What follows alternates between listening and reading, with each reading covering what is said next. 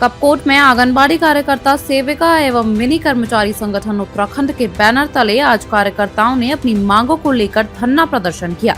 मानदेय बढ़ोतरी की मांग लंबे समय से लंबित रहने पर कार्यकर्ताओं में रोष देखने को मिला। गौरतलब है कि संगठन की प्रदेश कमेटी के आह्वान पर 14 मार्च को देहरादून में आंगनबाड़ी कार्यकर्ताओं और सहायिकाओं ने रैली निकालकर अपनी मांगे सरकार के सामने रखी थी, लेकिन अब तक कोई ठोस निर्णय न होने से नाराज कार्यकर्ताओं ने कपकोट में आंदोलन तेज कर दिया है।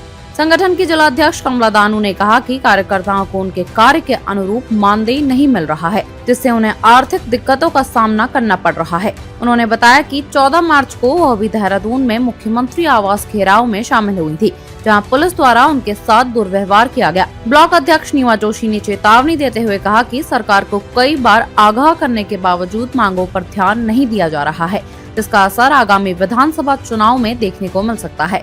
वहीं आंगनबाड़ी कार्यकर्ता मोहनी आगरी ने बताया कि मात्र 9,000 रुपए के मानदेय में दुर्गम क्षेत्रों में काम करना बेहद कठिन है, जबकि सरकार की अधिकांश योजनाओं का भार आंगनबाड़ी कार्यकर्ताओं पर ही है। उन्होंने स्पष्ट किया कि जब तक मानदेय में बढ़ोतरी नहीं होती तब तक कार्य बहिष्कार जारी रहेगा। धरना प्रदर्शन में बिमला जोशी, तारा देवी, हेमा देवी, पुष्पा भगरी, चंपा देवी सहित कई आंगनबाड़ी कार्यकर्ता, सेविकाएं और मिनी कर्मचारी मौजूद रहे।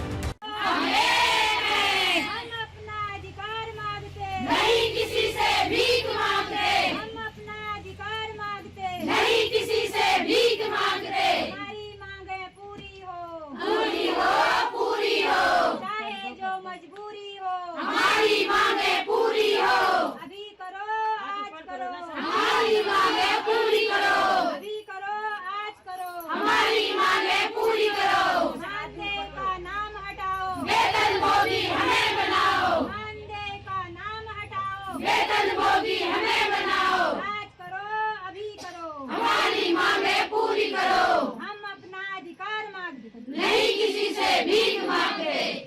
मैं कमला दानू, जिला अध्यक्ष, जिला बागेश्वर से बिलोंग करती हूँ। सबसे पहले तो मैं आंगनबाड़ी कार्यकर्ती हूँ।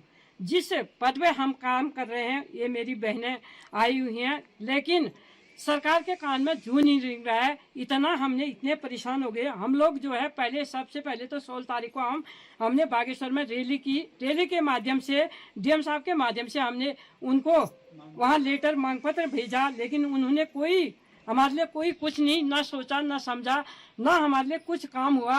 लेकिन इतना प्रेशर हमारे ऊपर डाल दिया है।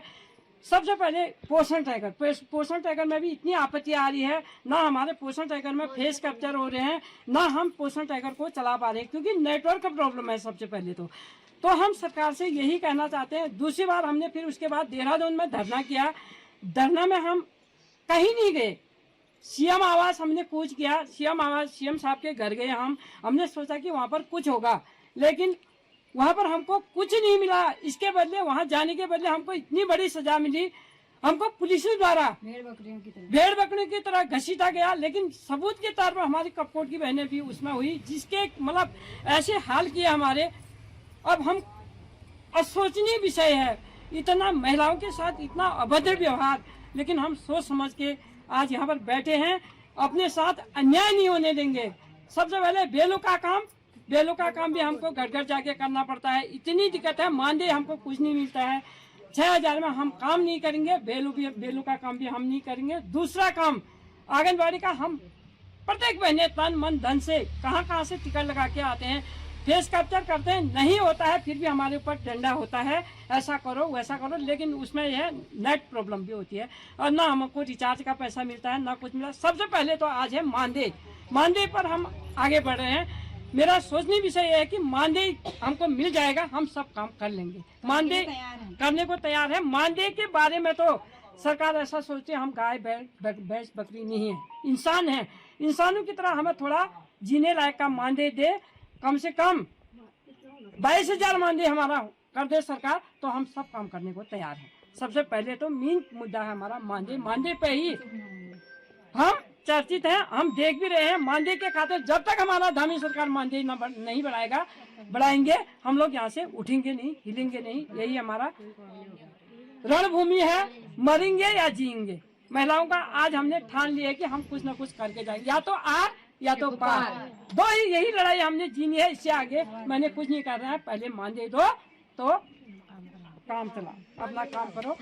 तो यही हम धामी जी से माफी मांगते हैं बोलने के लिए, लेकिन जरूरी है, हमें मजबूर किया जा रहा है आपके द्वारा, आपके पुलिस बल के द्वारा घसीटा जा रहा है, पीटा जा रहा है, इधर उधर फेंका जा रहा है, जंगलों में ले जाया जा रहा है, अभद्र व्यवहार हो रहा है। देहरादून में हमारा कोई नहीं था, हम कपट ब्लॉक की लड़कियां जानते भी नहीं थे किस जंगल में पहुंचे हम। ऐसी हालत हमारी वहाँ पर कर दी गई, लेकिन आपके पुलिस बल ने हमको बहुत परेशान किया। लेकिन दामी जी आपको सोचना पड़ेगा हमारे बारे में, नहीं तो मैं तो आत्महत्या ही कर दूंगी, बुढ़ापा आ रहा है, बस बात खत्म। मुख्यमंत्री धामी जी का हार्दिक स्वागत अभिनंदन पहले तो कर ही देती हूँ, और लेकिन बहुत अच्छा सोचते थे हम लोग वहाँ। पहले एक प्रथम बार हमने रैली की बागेश्वर में 16 फरवरी। भैया हमें सिर्फ अपने मानदेय पे लड़ना है, बाकी जैसे पोस्टर ट्रैकर है, फेस कैप्चर है, और ये चीज़ें हम इतनी कठिनाई, इतनी दुरुस्त इलाकों में भी हम अपना काम 2-4 दिन जाके अपने पैसों जेब से खर्चा लगा के भी हम उस काम को पूर्ण कर रहे हैं। जितना हमारा कार्य है उतना हमारा पैसा नहीं है, और जितना हम उस चीज़ को तन मन धन से कर रहे हैं वो हमारे लिए मतलब पैसा उसका 1 गुना भी नहीं है। तो हमारे जैसे इसमें काफ़ी बेसहारा औरतें भी काम कर रहे हैं, जैसे विधवा है, वृद्धा है, विकलांग है। इन वरीयताओं इसमें तो हमें वरीयता मिलती है, मगर काम के हिसाब में कोई वरीयता नहीं मिलती है। तो इसी बिंदु पे जो हमारे अध्यक्ष जी ने कह रखा है और जिला अध्यक्ष जी ने कह रखा है, तो ये बातें एक जायज़ है। इसमें सोचने वाली विषय कुछ नहीं है कि मुख्यमंत्री जी हम एक मिडिल क्लास से बिलोंग करते हैं, गरीब परिवार से पहले हुए हैं, गरीब परिवार में हम अपना जीवन यापन कर रहे हैं। इसी वजह से हम आप लोगों से यही गुंजाइश है कि हम इतना ही कहना चाह रहे हैं कि हमारा मानदेय कम से कम 22,000 रुपया आप कर दीजिएगा। इसमें न हम बच्चों को 9,000 में न शिक्षा दे पा रहे हैं, न उनका स्वास्थ्य देख पा रहे हैं, न उनका जो अच्छा मार्गदर्शन दे पा रहे हैं। तो इन्हीं बिंदु के साथ मैं अपने बिंदु पे यही विराम कर देना चाहती हूँ कि हमारा मानदेय कम से कम 22,000 रुपया कर दीजिएगा।